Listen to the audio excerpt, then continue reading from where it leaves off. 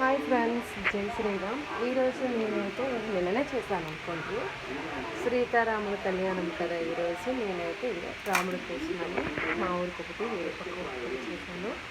రామ శ్రీరామ సీత, రామవై సీతారామ అనేసి ఇలా తయారు చేశాను అనమాట. ఎలా ఉంది ఫ్రెండ్స్?